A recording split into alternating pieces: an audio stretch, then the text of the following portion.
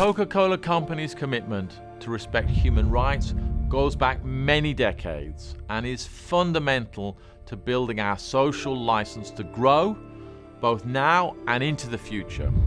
And it's simply the right thing. In Colombia, in the civil war in Colombia, everybody who was connected to the left or connected to liberal ideas, who tried to defend the workers' rights, the people say, that guy is dangerous, so we have to fire those guys. But sometimes they cannot fire the guy because they still in the old fashion of union, they still official workers of the company. So the only way to take them out was killing them.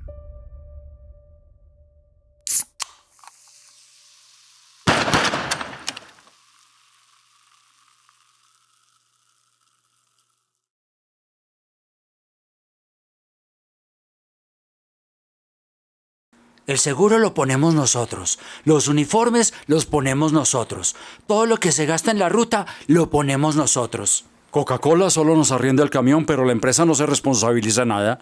Entonces, con esas condiciones, decidimos formar un sindicato.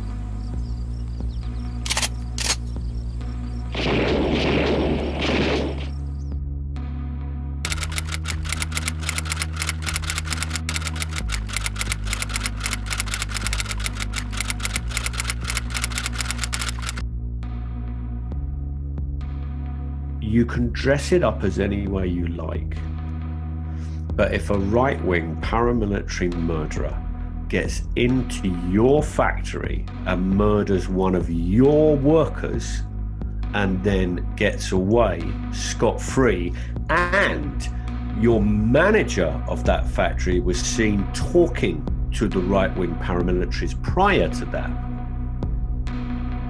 you have got a serious problem.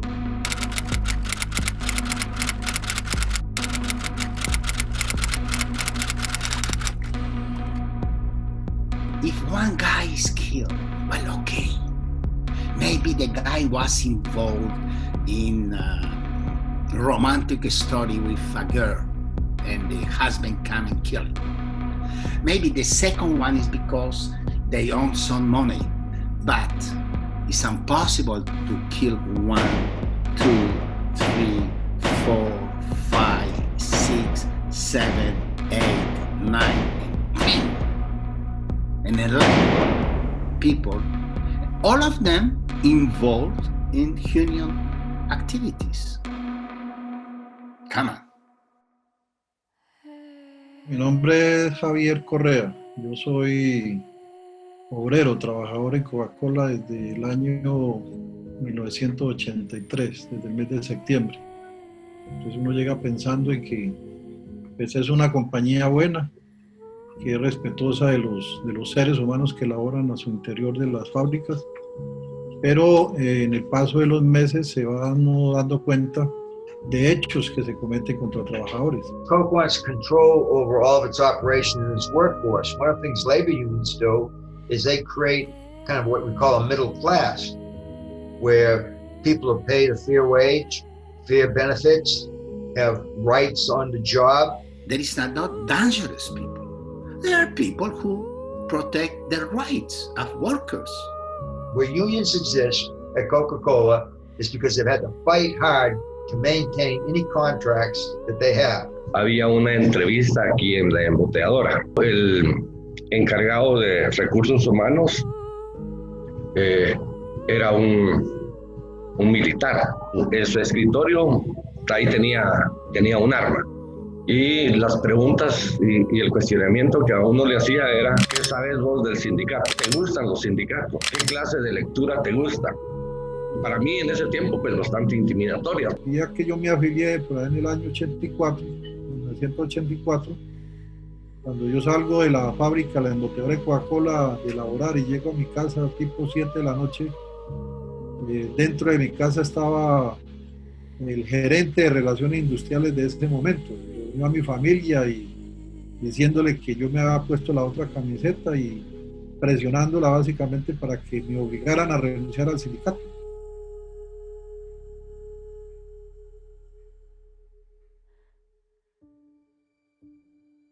The Isidro Hill case was just so blatant an example of the impunity that was happening in Colombia at that time. Isidro Hill was a union leader and negotiator for the union known as Sinatra Now. Él era negociador del pliego que se le ha presentado a la embotellera de Coca-Cola en Carepa. A él lo asesinan el día que la empresa debía llamar a negociar el pliego. He was murdered at the plant in front of the other workers by the paramilitary group, the AUC. En el momento en que él abre el portón para que saliera un camión, entran los paramilitares y lo asesinan. There was no doubt that he was killed by the AUC because he was trying to organize a union. They got inside the plant, not just on the premises, they got inside the plant and killed someone and left with impunity. Como 9 tiros le hicieron, fue lo que presentó los dos.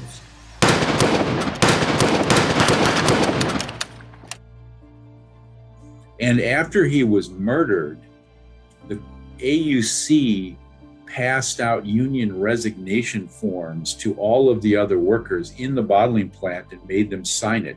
So it was such a clear case of the collaboration between the bottling plant and the paramilitary group. A guy named Leal had been tortured by paramilitaries again at the behest of the Coke bottler there. En las horas de la noche nos queman la sede sindical. Their offices were burnt down. It's just kind of... A Isidro le asesinan 2-3 años después a la esposa. La llamaron a la puerta, llegaron hasta la casa, ella salió a verificar quién la necesitaba y en presencia de sus 2 hijas la asesinaron. You feel like you could be shot anytime. You could be attacked or a bomb or whatever. He sido permanentemente perseguido. Eso es un pánico total. Eso no se lo deseo a nadie. A uno lo persigue, o sea, uno entra en una zozobra donde no hay tranquilidad ni para dormir. I met people who just didn't go out because you would get tagged by paramilitaries. Pues en la calle uno no tiene tranquilidad porque pues uno va desprevenido de quién se acerca, quién camina mucho trayecto detrás de uno. There are threats, there are attacks, there are people who are forced to flee, someone is murdered inside the plant, the office gets burned down, the wages are cut. The bald facts speak for themselves. We meet up with our friend Luis Eduardo Garcia. He works for Coca-Cola, he's involved in the trade union, he delivers Coke for a living. That night, we're staying in the gated compound where he lives because they're under such threat. They need the protection. Luis Eduardo is delayed at work. So we're with his wife, his son, who the paramilitaries tried to kidnap, and his granddaughter, who's 3 years old. We decide that actually, because we're here, we offer some protection against the paras. So we pile into a car to head up to the top of the mountains to a bar up there. We leave the compound, and as the gates open, you can see the paramilitaries on the corner, but we're feeling in a great mood. We head straight up to the top of this mountain, and there, at the top, the city just opens up beneath you, and the birds hit the thermals, and this bar is just this giant concrete discus that juts out across the mountain. We get there, and the little girl who's 3 sees the space.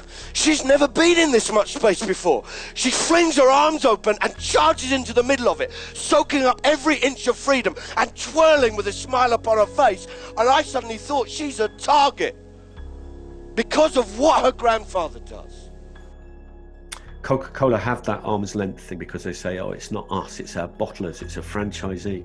They both claim to have accountability to the consumers, so they look like the good guys, but when something happens, they disown any knowledge or responsibility for what happened. First of all, Coke has a lot of control over its bottling plant. What uniforms people wear, what their trucks look like, the product looks like, and tastes like. I mean, every Coke in the world has to taste like a Coke. If someone found arsenic in a bottle of Coke, they would just move mountains to make sure that they got to the bottom of how the arsenic got into the bottle. They would make sure the chain was purified, it was clean, whoever was responsible was held accountable, they would help the local police investigators, etc., etc.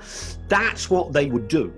And there was a letter that had been sent to Coca-Cola headquarters in Atlanta before the murder, in which Sinatra now said they were afraid something like that would happen because in Colombia they are very kind. The guy who is going to kill you, they are very kind. They send you first an email, and then they send you a telegram, and then they send you a fax, and then they go and visit your house and say, we are going to kill you. Okay, so you know it. These guys know it. So they did warn Atlanta about this, and Coke Atlanta did nothing.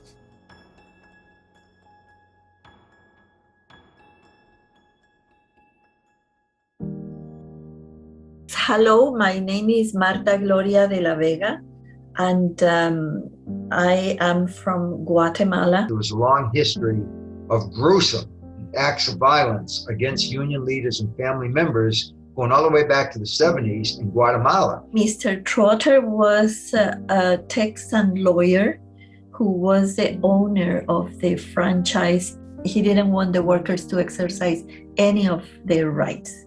If the workers insisted in having a union, blood will be the result, as it was. Trabajo de mecánico industrial aquí dentro de la embotelladora. 38 años de trabajo. Es bastante amplia, ¿sí? La represión con nosotros, o sea, fue tan dura que empezó con el asesinato de los dos secretarios generales, ¿verdad? One of the managers, he wanted a meeting not in his office or in our office, but in a parking lot.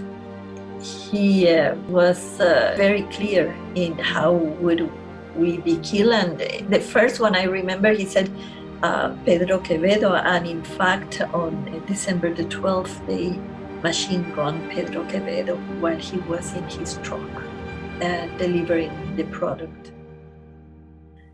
Later on, Manuel Lopez Balam, he took the post of Secretary General of the Union. 4 months later, April 5th, he was stabbed to death when he was delivering Coca-Cola in one of the stores. 28 times he was stabbed and died.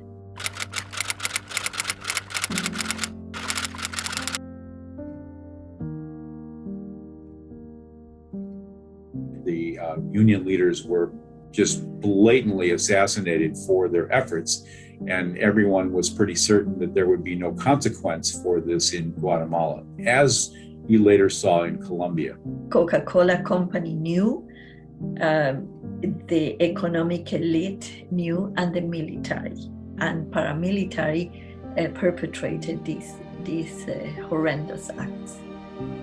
Esos secuestrados en un 1 de mayo de 1980, nos pusieron boca abajo, nos patearon la cabeza para que no levantáramos la cara para no reconocer a nadie. On June 21st, 1980, one of the workers, Edgar Aldama, had been killed inside the plant. Fue asesinado por militares, sacaron el cuerpo, lo fueron a dejar exagerado a unas 8 cuadras de aquí de las instalaciones. So the next day, several unions, different union leaders were planning the funeral of Edgar Aldama. The police came, they blocked the streets, they pushed the door, and they kidnapped 28 workers from the different unions. They disappear. Up until today, we don't know what happened to them.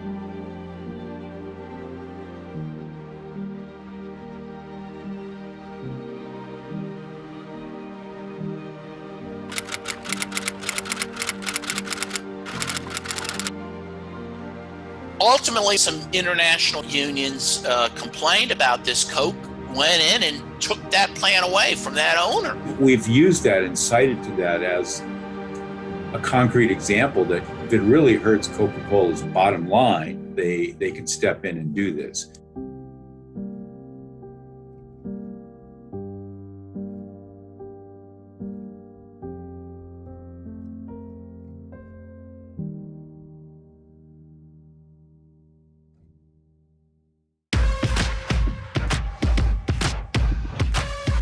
Mi nombre es José Armando Palacios, ex dirigente del Sindicato de Trabajadores Incasa, Coca-Cola en Guatemala. It's about the best evidence we've ever had that Coca-Cola was aware, because they got directly involved in trying to negotiate with the Palacios family.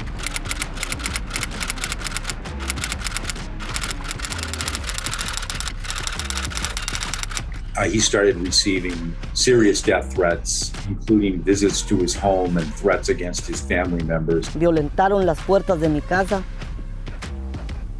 amarraron a mis hijos, a mi hija de 9 años, la amenazaron con una pistola.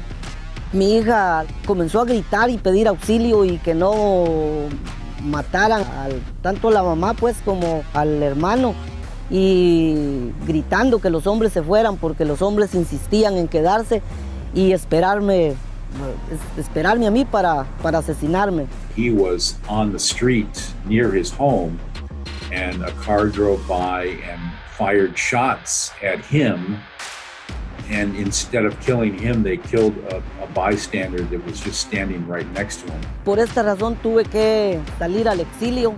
Coca-Cola at that time had a vice president in charge of global labor rights named Ed Potter, and he sent a guy named Stan Gassick to directly try to negotiate with the Palacios family. Me trató de sobornar ofreciéndome la negociación de $10,000 a $15,000 a cambio de que me quedara callado de todos los hechos que me sucedieron en Guatemala.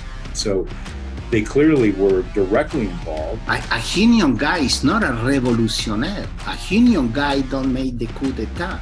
A union guy accept that I am the worker and you are the boss. Vicente Chavez was on a parallel track, involved in union organizing activity at the Coca-Cola bottling plant in Guatemala. March 1st, 2008, when I was returning from a meeting in Guatemala City that I had with the General Secretary of Pestra, the federation that my union belongs to. My family was attacked. My son and my nephew were murdered. My daughter was gang raped.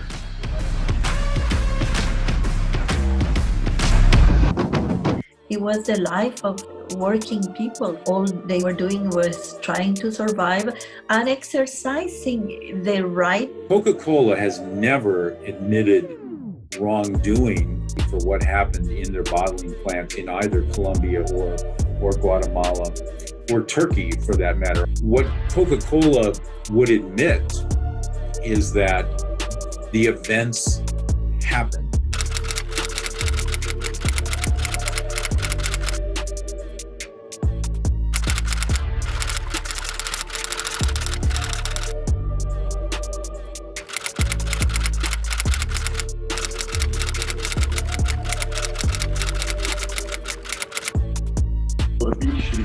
Çevik kuvvetleri de polis kuvvetiyle gaz bombaları ve tüfekler kazandı. Genellikle tahliye edildi. Şiddet kullanarak yani kapalı kolları yapar, sigarat yapar, biber gazı da yapar. Şiddet kullanarak da zaten.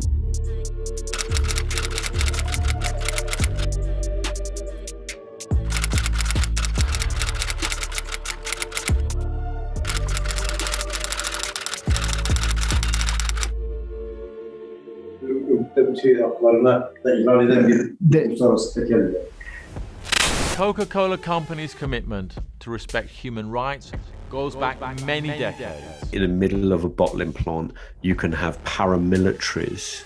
We identify and address human rights impacts when they occur in our business system and in our supply chain. Nos patearon la cabeza para que no levantáramos la cara para no reconocer a nadie. All employees are valued and all employees are inspired. Coca-Cola directly continued to try to negotiate with him to pay him money to be quiet and not insist upon reinstatement. If you become aware of an infringement of the human rights policy, please reported immediately. And there was a lot of reasons for them to know. Again, there was the letter that was sent to Coke before Cipro Hill was killed. They were part of this repression against the workers and against ourselves. We were afraid for our children's lives. And that was what basically forced us out of the country. You had Carlos Castaño, who was the most famous paramilitary, admitted in a magazine article that he helped Coca-Cola. Will the board, and you, Mr. Kent, continue the irresponsible policies of the Daft and Isdell administrations by flagrantly violating the company's stated codes of conduct relating to human rights and environmental justice? Workers are free to exercise their rights to union membership, to collective bargaining. Inside the plant and killed someone and left with impunity. We're committed to open and inclusive workplaces. They killed his son and they raped his daughter. And includes issues such as freedom of association and collective bargaining. How proud I am, all of us in the Coca-Cola company are. 28 times he was stabbed. 7. To work for a company 8. that actually is the world's 5th largest private employer as a system. 9. He thought she was a target because of what her grandfather did. And 11.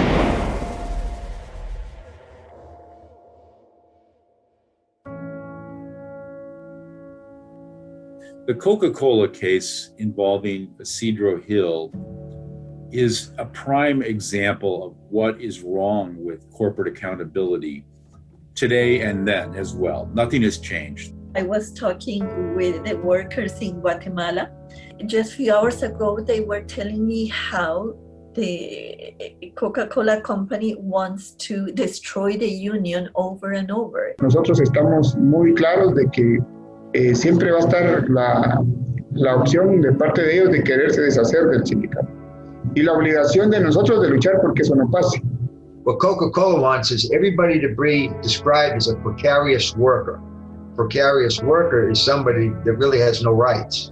They don't want to hire people. They want to contract people.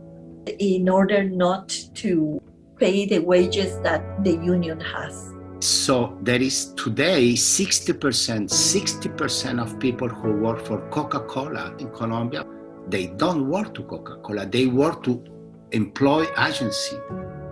So Coca-Cola doesn't have any responsibility. When we researched Coca-Cola in 2020, I was surprised and impressed to see that it had a relationship with the International Union of Food, the IUF. But their relationship had in fact dissolved the previous year in 2019. Several long-standing issues had not been resolved. As an excuse, the Coca-Cola company says, well, it's our franchises, it's our bottlers. But that's not an excuse that they can hide behind any longer.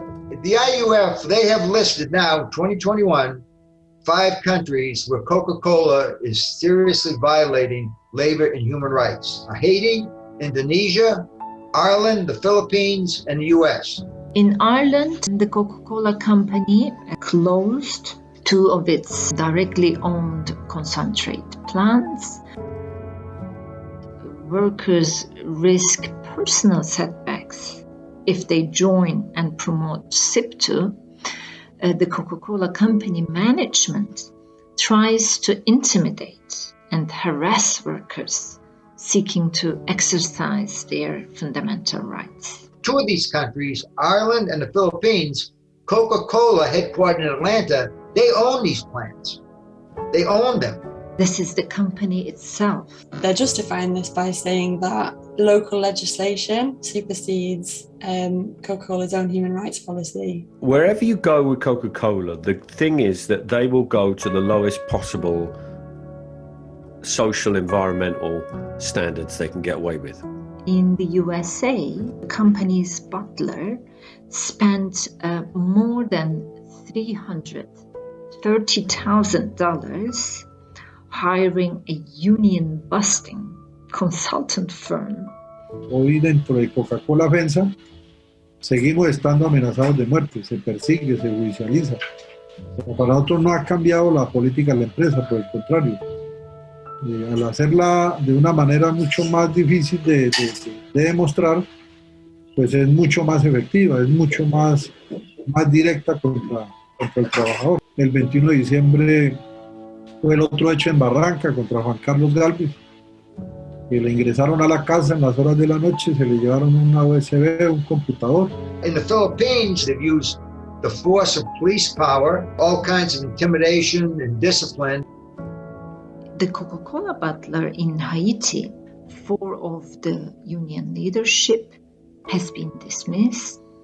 The IUF has repeatedly brought these violations to the attention of the Coca-Cola company. Y que si la Coca-Cola quiere venderse, lo primero que tiene que hacer es tratar bien a los ciudadanos. Entonces, el día que aprenda eso, se dará cuenta que no puede hacer estas cosas. No puede venir a España y esquilmar. No puede ir a Alemania y tenerlos un año en conflicto. No puede ir a Colombia y que mueran sindicalistas. No puede ir a Sudamérica y que aparezcan los hijos de los sindicalistas y los trabajadores muertos. No puede.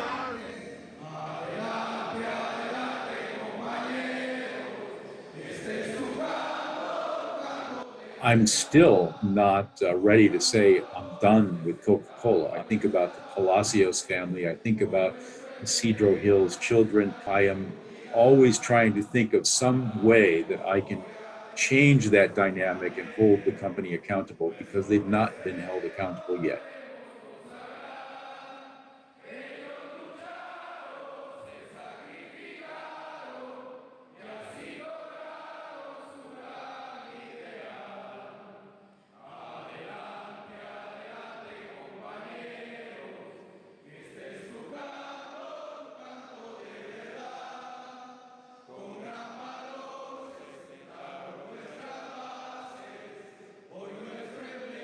In 2019, I met with some of the widows, and that has had a terrible impact in their lives. These widows were left without their husbands, with the small children. Some of them were kicked out of the places where they were living. They couldn't pay rent. You don't have the obligation to die because you want to keep your job. So it's totally understandable that many Colombian workers, many Coca-Cola workers, they don't want to know anything about the union because their life is in danger.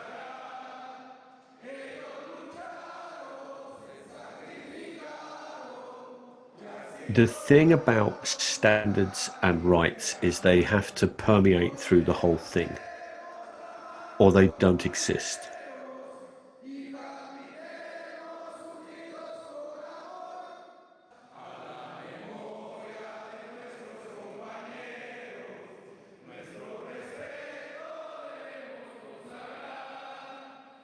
When something this horrible and direct and provable happens, a person is murdered for trying to organize a union, they claim no responsibility at all. They tear up their codes of conduct and the promises made to consumers and say, we don't have any responsibility for what happens in our bottling plants, even though they all have the Coca-Cola sign over them. We need direct responsibility, and there are a number of ways to do that. I continue to use this Coca-Cola case as an example of the complete lack of true corporate accountability in the global economy.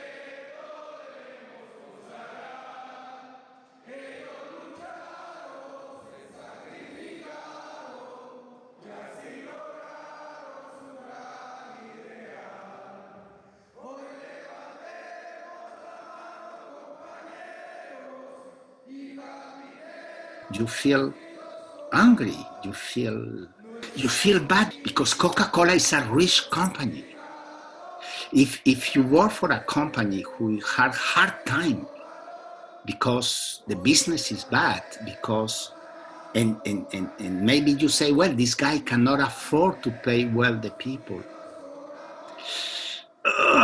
Maybe you understand, but Coca-Cola, they make money everywhere.